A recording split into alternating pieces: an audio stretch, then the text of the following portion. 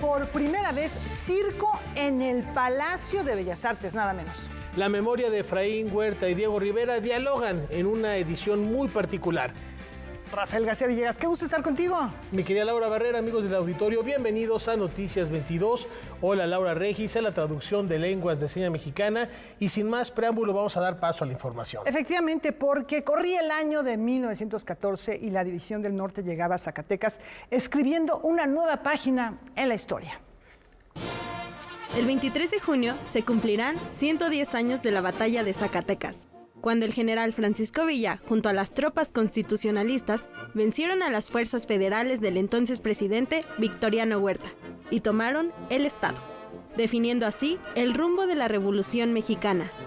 En este marco, el Instituto Nacional de Estudios Históricos de las Revoluciones de México, en colaboración con el Instituto Zacatecano de Cultura y el Gobierno de Zacatecas, han preparado una serie de actividades culturales y académicas.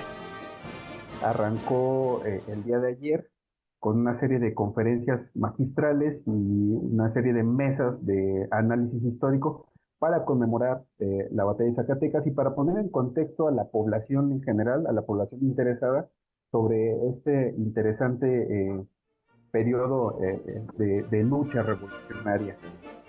Los habitantes de Zacatecas también podrán asistir de forma totalmente libre a los distintos foros para disfrutar de talleres, un ciclo de cine, obras de teatro, conciertos y concursos de oratoria y de dibujo.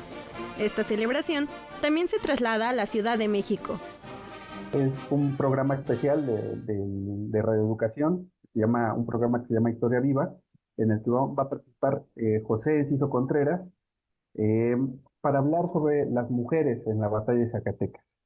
Este programa se va a transmitir el día de mañana, a miércoles 19 de junio, a la 1 de la tarde y se va a replicar por las estaciones de radioeducación. Puedes revisar el programa de las actividades tanto en las redes sociales del INERM como en las del Instituto Zacatecano de Cultura. Para Noticias 22, Elizabeth Cruz.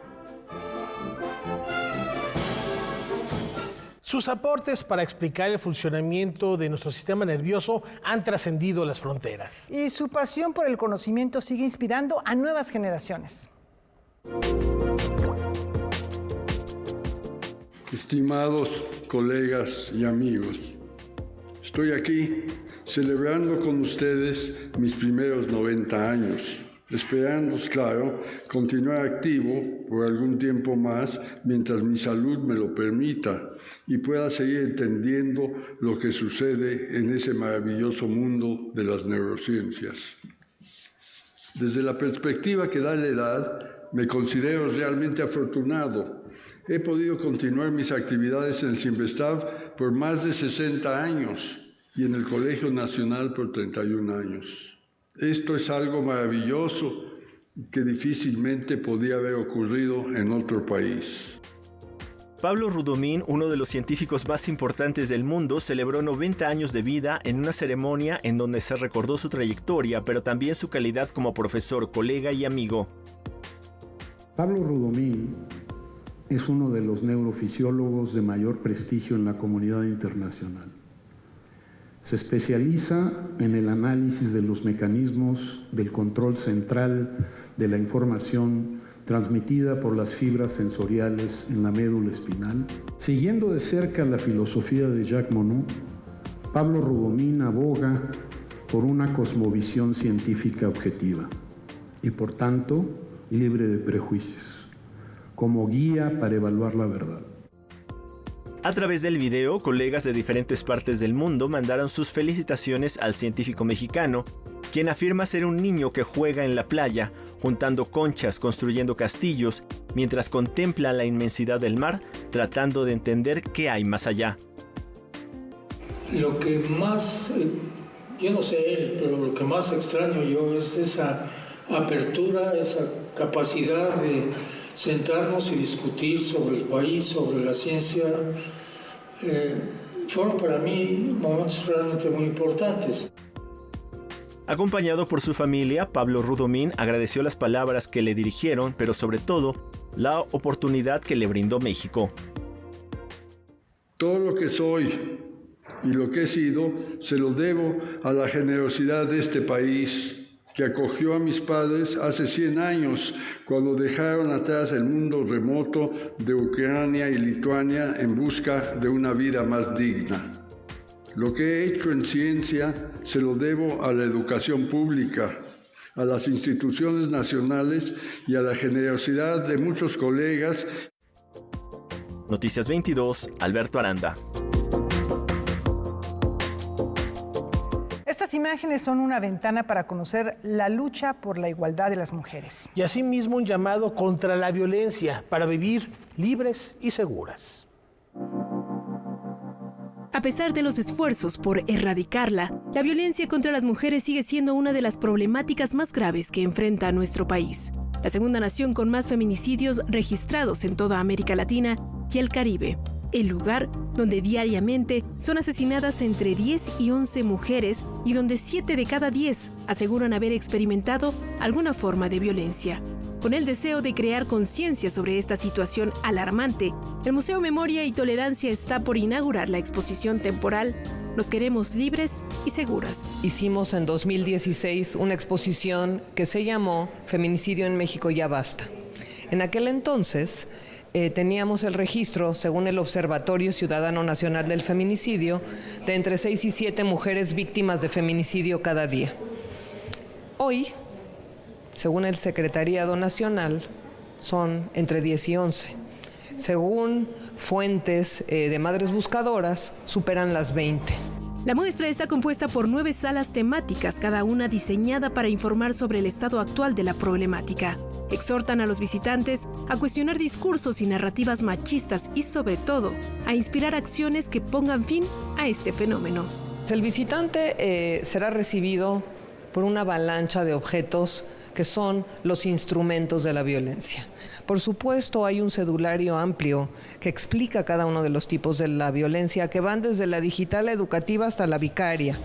Más adelante, el público encontrará el trabajo artístico de la fotógrafa Marisol Cid, quien busca visibilizar las huellas y secuelas que produce la violencia física. Posteriormente, el recorrido museográfico nos conducirá a una habitación llena de cajones, donde lo que importa no es lo que se ve, sino lo que se esconde. Nadie ve lo que guardamos, los dolores, los traumas, las inseguridades, las amenazas. Guardamos en nuestros cajones a veces pues dinero para huir, sueños incumplidos, los libros que no me permitieron usar para superarme.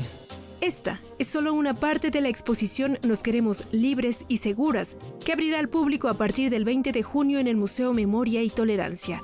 Una invitación a mirar de frente una realidad que no podemos ni debemos ignorar. Con información y texto de César H. Meléndez, Noticias 22. Como lo hemos refrendado aquí varias veces, el arte es una herramienta de transformación social. Y para este fin se requieren recintos comprometidos con la causa. Aquí un ejemplo.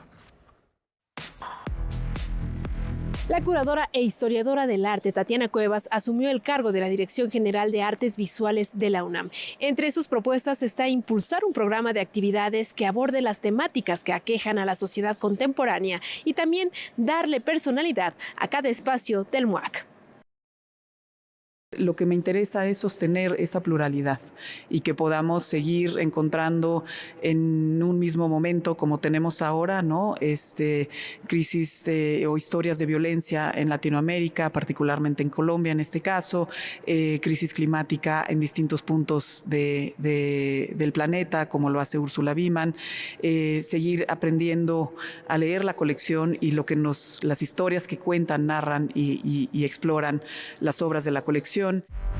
Con este nombramiento, Tatiana Cuevas estará al frente de las actividades del Museo Universitario Arte Contemporáneo, el Museo Experimental El Eco y la plataforma de extensión satelital Arte UNAM.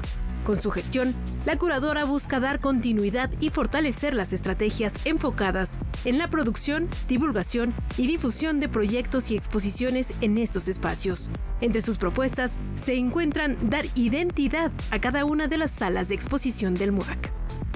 El programa actual se va a integrar a esta dinámica en la que propongo identificar los espacios con programas específicos.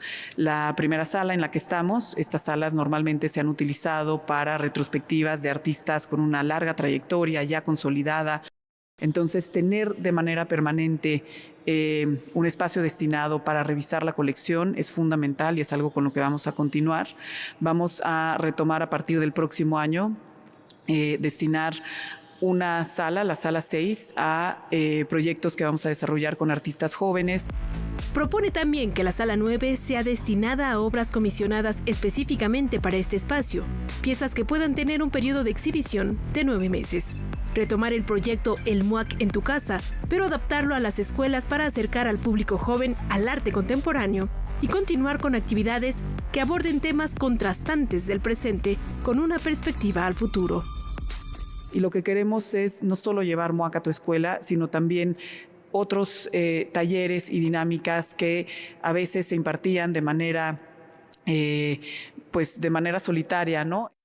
Procuraremos orientarnos no a las miradas catastrofistas, sino a las miradas que buscan soluciones para los problemas y las crisis que estamos enfrentando actualmente. En relación a la museología sustentable, Tatiana Cuevas plantea continuar la implementación de planes museográficos guiados por principios de la reutilización de materiales y el reciclaje para reducir la emisión de residuos y las huellas de carbono a corto, mediano y largo plazo. Con imágenes de Daniel Rodríguez y Juan Manuel Arcos, reportó Karen Rivera. Y los hombres son pedazos de alba, son tigres en guardia. La revolución poética se hace presente esta noche en Noticias 22.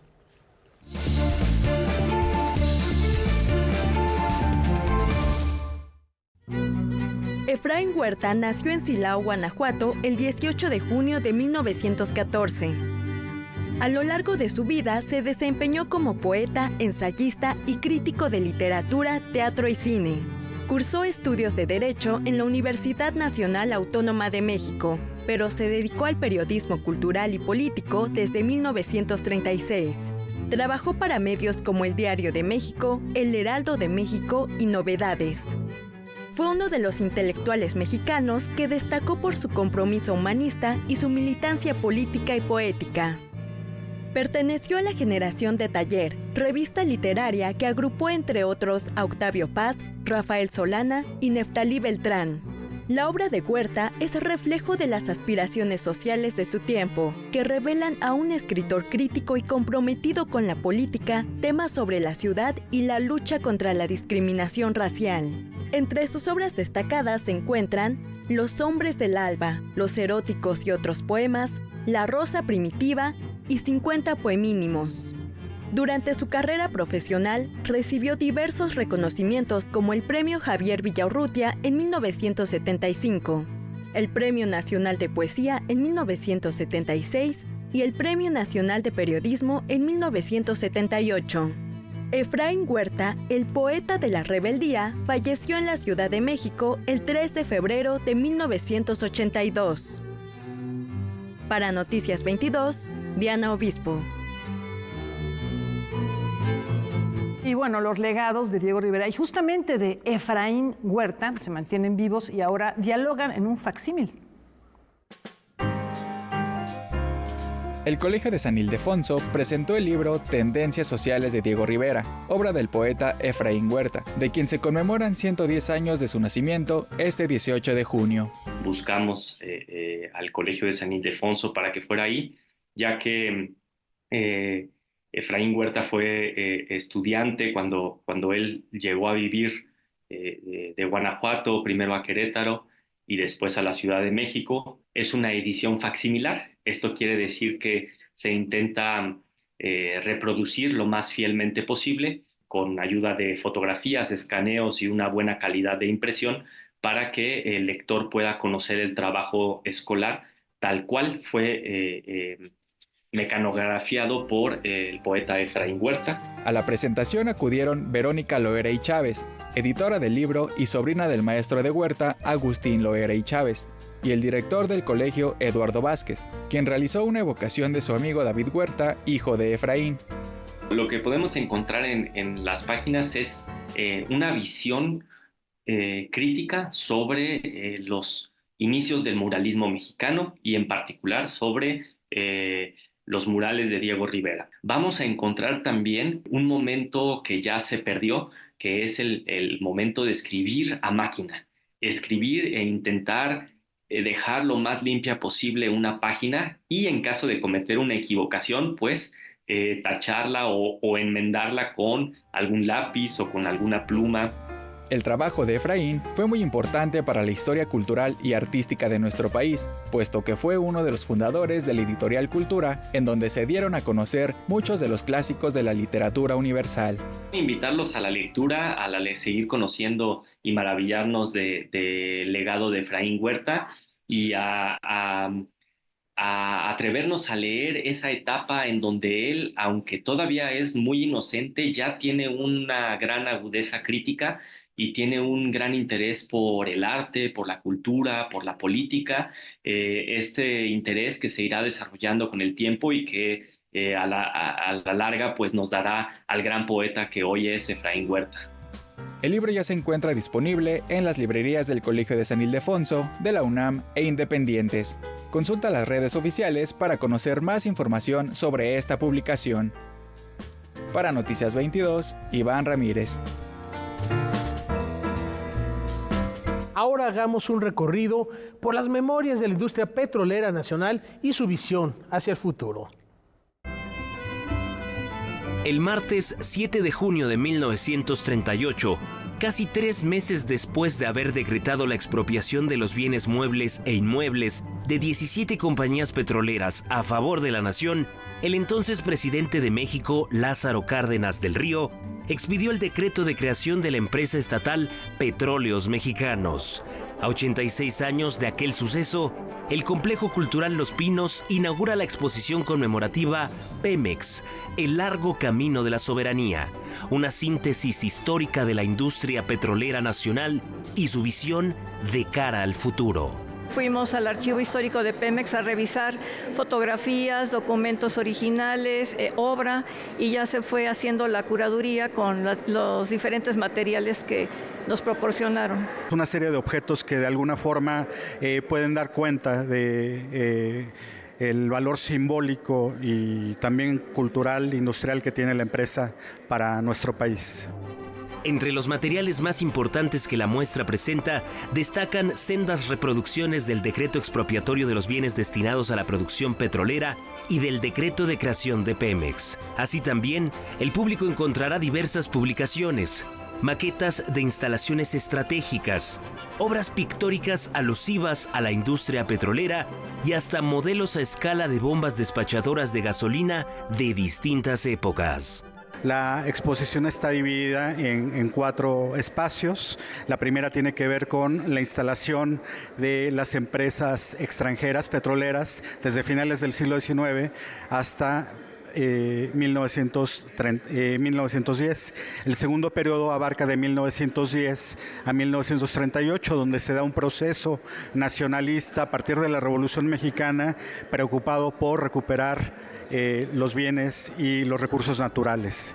El tercer periodo es quizás el más extenso y complejo, pues abarca la consolidación de Pemex como la primera empresa pública del país y recupera su experiencia a lo largo del siglo XX y principios del XXI. La cuarta etapa está fundamentalmente ligada a esta administración, donde hay un esfuerzo de recuperación de la soberanía. La exposición Pemex, el largo camino de la soberanía, podrá visitarse en la Casa Miguel Alemán del Complejo Cultural Los Pinos hasta el 25 de agosto. Noticias 22, César H. Meléndez.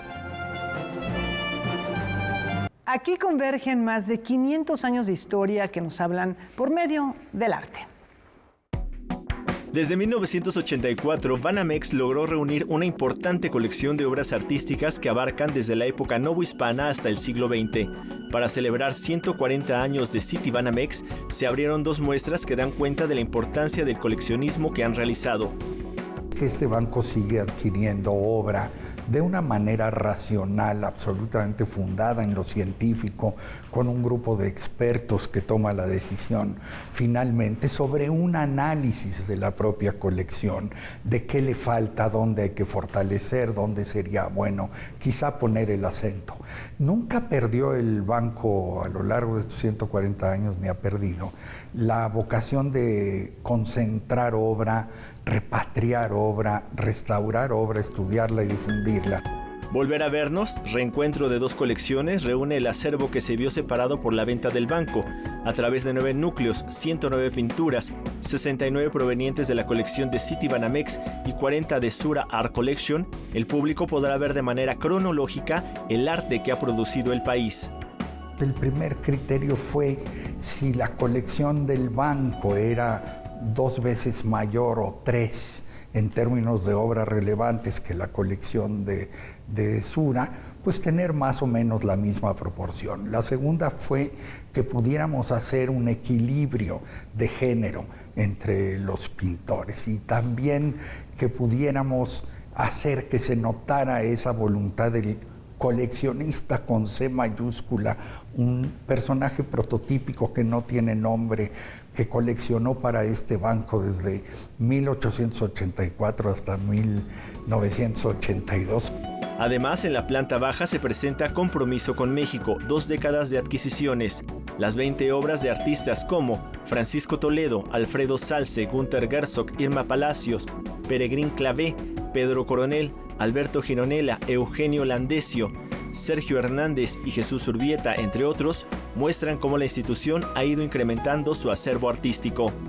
Esto lo hizo la curaduría que llevó a cabo Katy Cárdenas, que es la responsable de la colección, la directora de Patrimonio Artístico del banco, y lo hizo con este criterio de que se viera no solo la magnitud de lo que compramos, sino la diversidad, ¿no? Entonces, por eso encontramos desde un cuadro del 18 hasta, digamos, cuadros de las últimas épocas importantes del arte.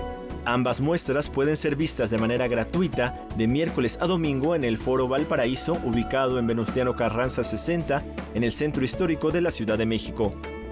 Noticias 22, Alberto Aranda.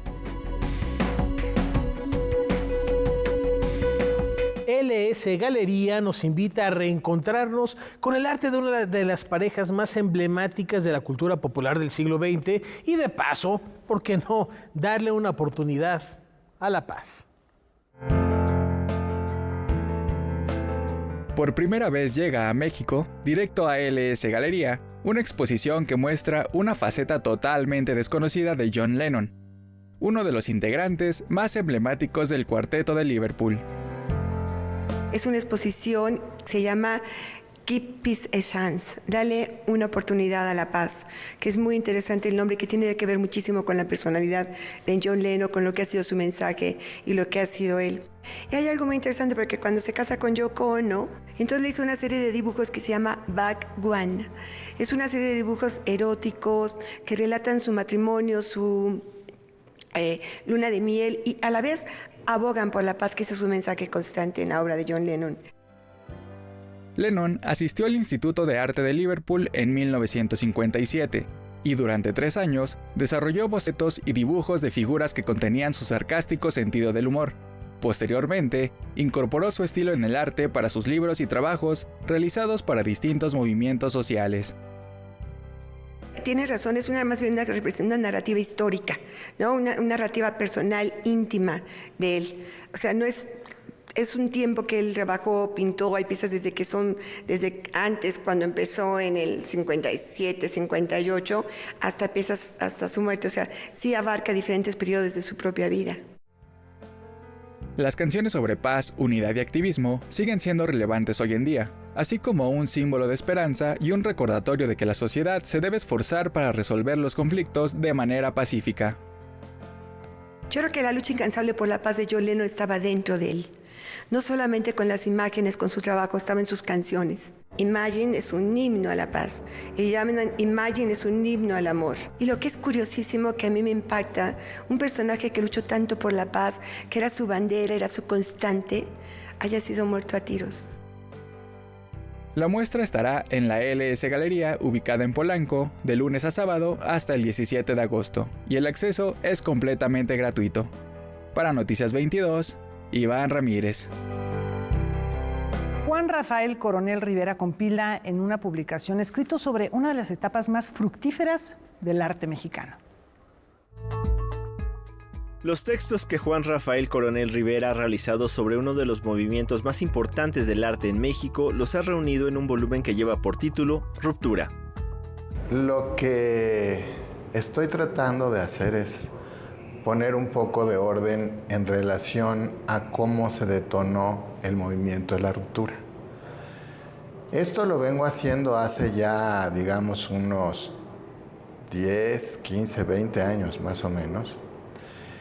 Y este libro lo que es una amalgama de algunos textos que ya había yo publicado en algunos otros libros, más otros textos realizados ex professo para la edición, en los cuales precisamente lo que se va dando es un orden cronológico, porque no había realmente un marco histórico para delimitar cuándo empezó y cuándo terminó, si es que ha terminado, que no lo creo.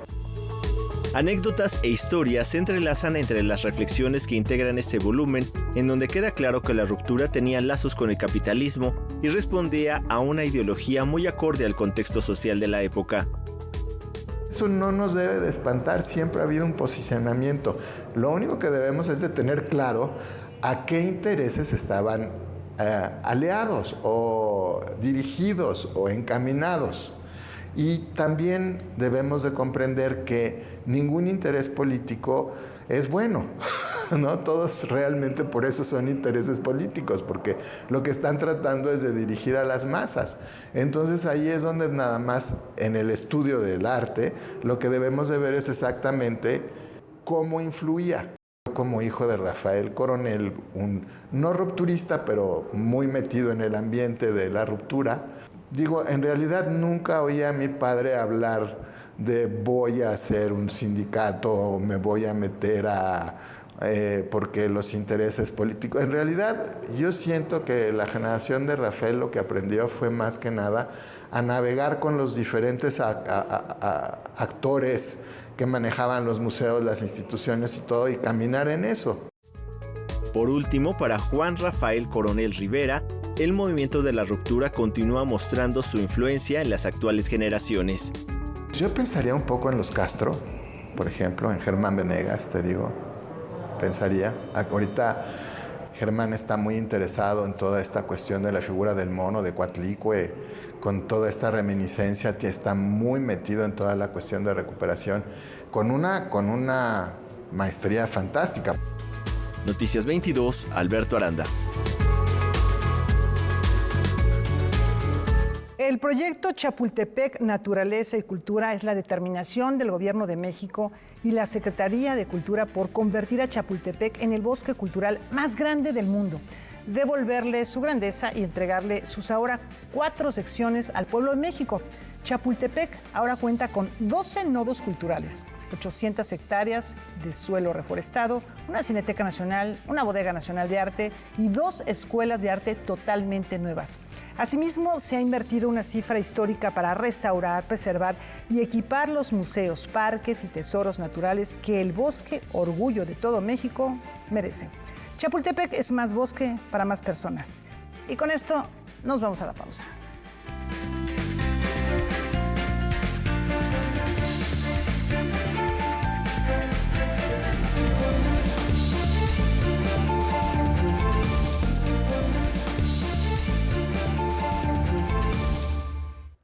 Como cada semana, volvamos la mirada y provoquemos el diálogo y la reflexión desde la zona violeta.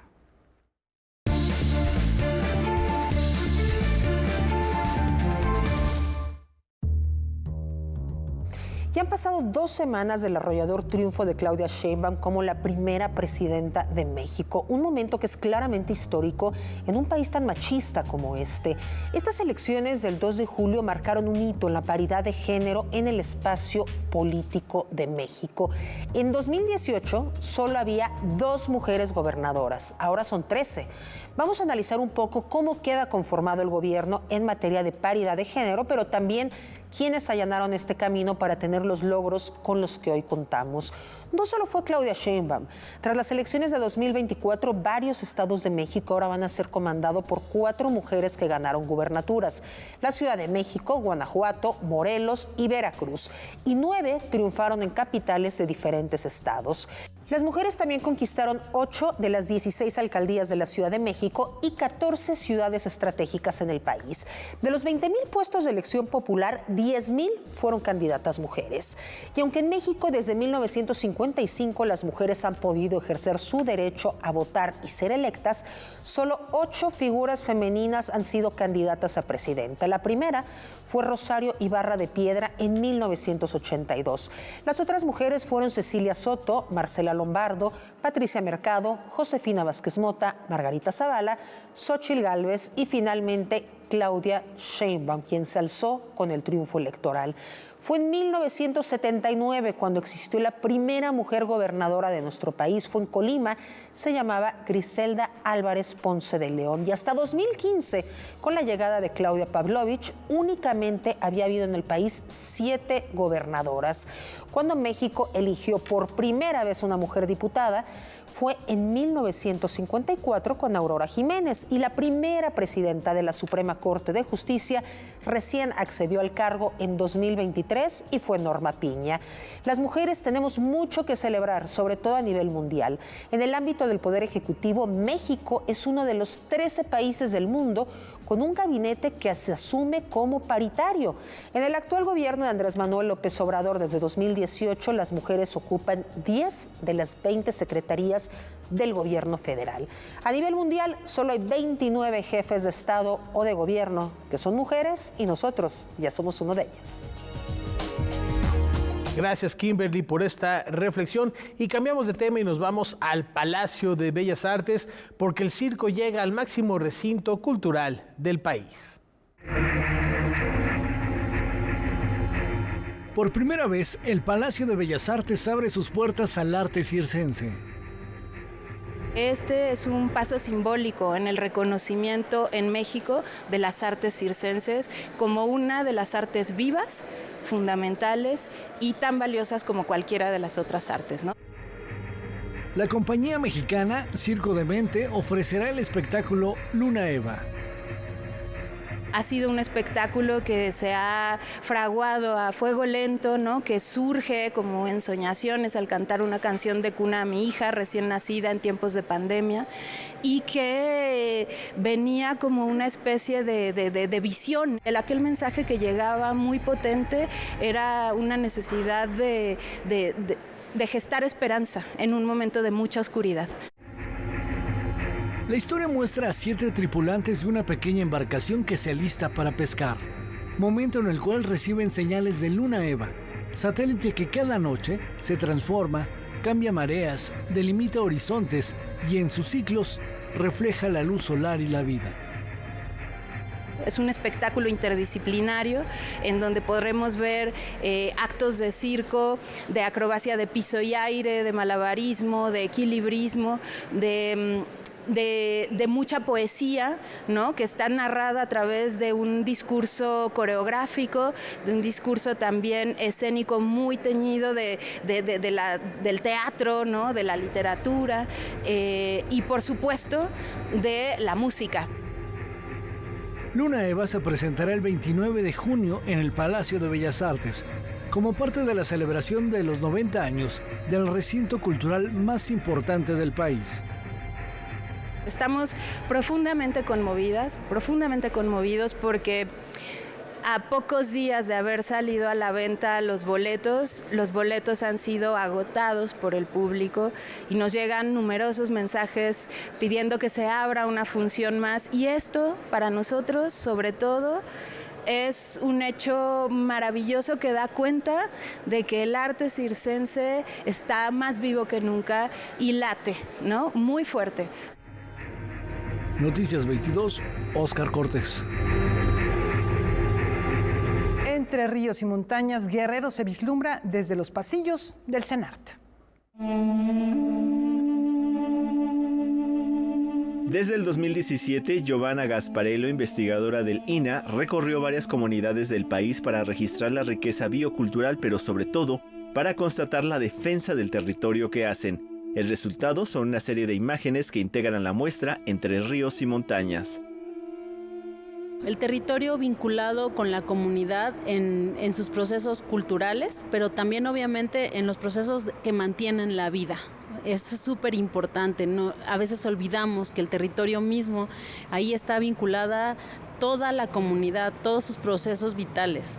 Obviamente es la manutención, el agua, la comida, pero también culturalmente, ideológicamente y en su cosmogonía.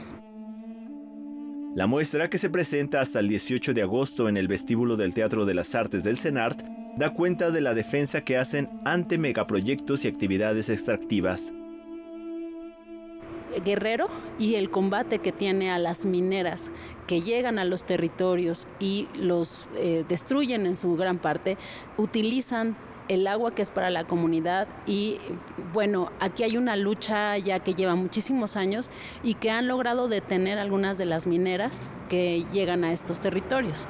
Y el otro muy importante, pero no el único, por supuesto, es la tala ilegal. La tala ilegal que está ocurriendo en muchos de los bosques húmedos del país.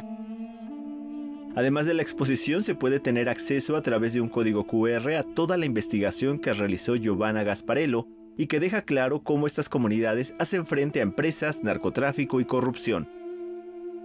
A veces se piensa que pues, la tala la hace la misma comunidad y es importante que sepamos que no, que hay empresas enormes con mucho poder económico que están involucradas en esta tala y que también por supuesto tiene cruces desafortunadamente con el crimen organizado y con algunos agentes de los gobiernos que están ahí, sobre todo municipales. Muchas de estas comunidades están luchando por su territorio solas, o sea, sola la comunidad. No han tenido el apoyo de gobiernos anteriores, han estado como muy abandonados. Entonces, hacerlo visible se me hace uno de los primeros pasos para que podamos entender estos procesos. Noticias 22, Alberto Aranda. La siguiente invitación es para confirmar o desmentir si es verdad que a nadie le importa el teatro. Ay, que sí, que no, ya llegué de donde andaba. Una reflexión profunda sobre la condición precaria del arte teatral nos ofrece la obra De cómo a nadie le importa el teatro. Es más una reflexión un tanto instalacionista de personas, personajes, seres habitando un espacio teatral y de alguna forma sintiéndose como parte de un olvido. Entre ensayos fallidos y recuerdos borrosos, los personajes exploran la profundidad del amor perdido, la inevitabilidad de la pérdida y la persistente esperanza de encontrar su lugar en la memoria colectiva del teatro. Lo que queríamos poner ahí de manifiesto era como la idea de que cuesta mucho trabajo hacer teatro, cuesta mucho trabajo ser gente de teatro. Este montaje de la compañía Vaca 35 se desarrolla entre telones y fantasmas, en un teatro suspendido entre la vida y la muerte.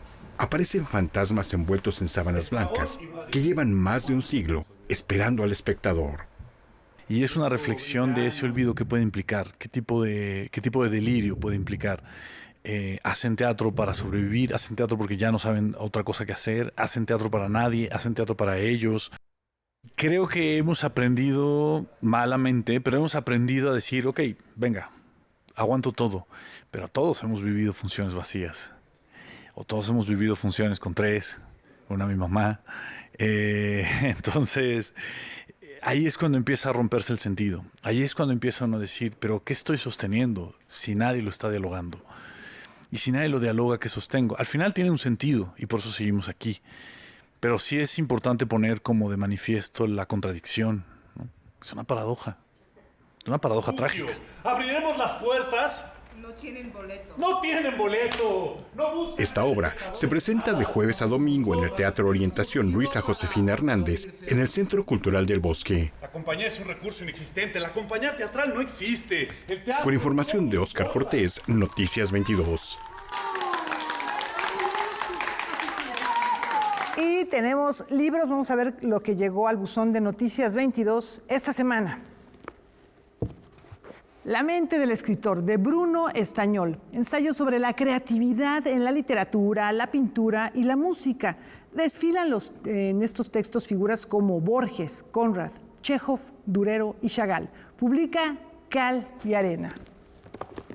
Es difícil ser mujer, de María Asunción Lara. Mediante cómics y viñetas con gran sentido del humor se abordan los mitos y prejuicios de la depresión en las mujeres. ¿Es cierto que esta solo es una invención para quejarse y llorar? Publica Pax. Los alegres muchachos de la lucha de clases, de Paco Ignacio Taibo II. Crónicas de una generación de militantes de izquierda en la que surgen historias íntimas, libros y lecturas, música, política, amigos, enemigos, amores. Publica Planeta. La verdad es que los tres están sumamente amenos. Pues buenas recomendaciones, Laura. Siempre entrar a la mente de un artista, de un escritor, es interesante. Pero también con ese oficio que tiene Paco Ignacio Taibo II, sobre todo para lo que es la cuestión biográfica, vale la pena acercarse a la literatura. También aquí mucho. Y el humor nunca sobra, entonces los rolas al ratito. Claro que sí. Y continuamos con más información porque circunscrita al movimiento Retorno al Orden, esto que se da a mediados del siglo XX, uno de los museos más importantes de España reivindica la figura de esta gran artista.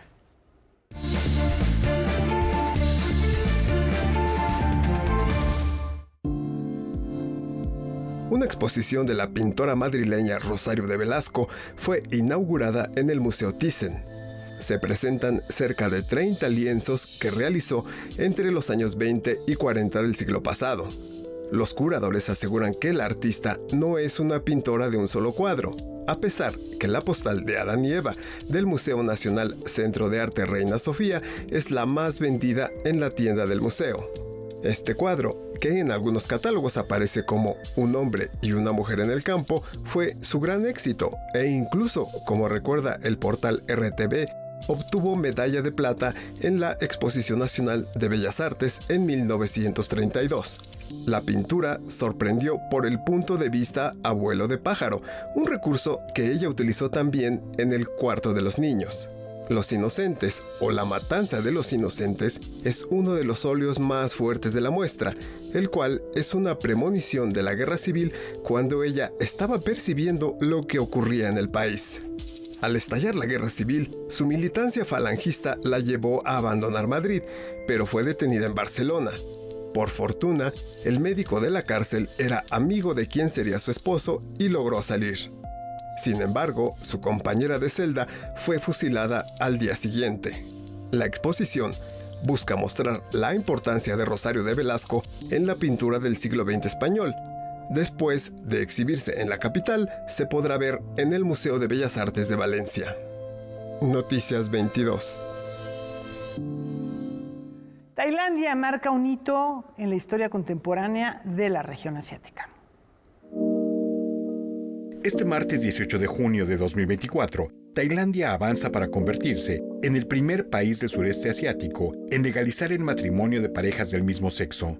Tailandia se sumaría así a Taiwán y Nepal, que lo legalizaron en 2019 y 2023 respectivamente. El Senado tailandés aprobó así el proyecto de ley de matrimonio igualitario, con una sorprendente votación a favor, durante su lectura final, con 130 senadores a favor y solo 4 en contra.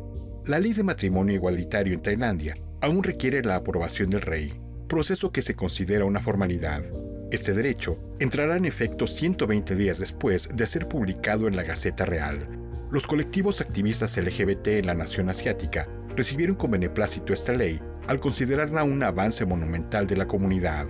Esta ley garantiza los mismos derechos legales y reconocimiento que poseen las parejas heterosexuales y los cuales incluyen derechos relativos a la herencia, adopción y la toma de decisiones en cuanto a cuidado de la salud.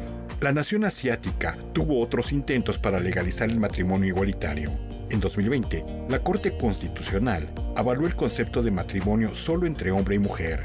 No obstante, se espera que la aprobación de esta ley de matrimonio igualitario en Tailandia ejerza un efecto dominó en otras naciones de la región.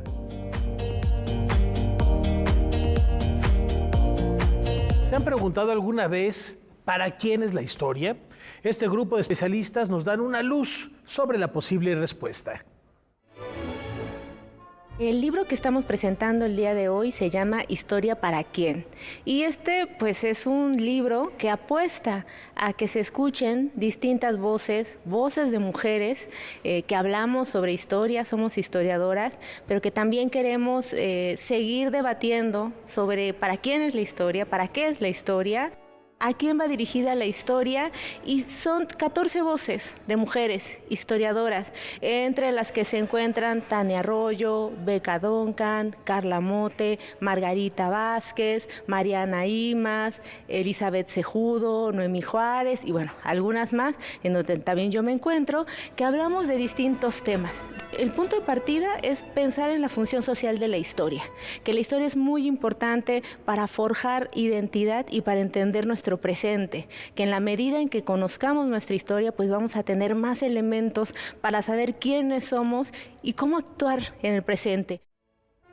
La historia nos puede ayudar también a ver quiénes somos y a partir del reconocimiento de nuestra subjetividad, saber cómo actuar en determinados momentos o coyunturas. ¿Quién va dirigida la historia? Pues aquellos grupos que son menos visibles, los grupos indígenas, ver la historia de las mujeres, ¿no? Que también es tan importante, y la historia visibilizando aquellos grupos que no han tenido voz o no han sido muy visibles en aquella historia oficial, es algo que también nos interesa. Otro elemento muy importante es vincular a la historia con la enseñanza. ¿De qué manera enseñamos historia? ¿Qué herramientas tenemos las historiadoras y los historiadores, ¿no? Para poder transmitir aquello que sabemos, pero también entendiendo a la historia como, esta enseñanza histórica, pues de retroalimentación. Sobre estos temas que yo estoy mencionando es de los que se conforma el libro. Hay algunos que están más enfocados a la enseñanza, otros a la divulgación, otros textos que nos hablan de la importancia de ver la pluralidad de la sociedad. Por eso es importante conocer este libro, leer este libro y acercarnos pues a nuestras experiencias.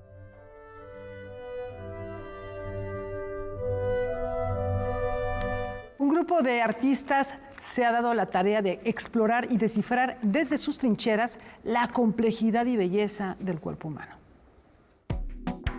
Humanum es un recorrido por el laberinto de la condición humana a partir de la visión de 28 artistas que participan con pintura y escultura. La exhibición nos lleva por escenas que van desde la intimidad de lo cotidiano hasta lo extraordinario. Es para empezar una exhibición figurativa, una exhibición figurativa en donde exploramos la condición humana a partir de toda esta indagación. Vamos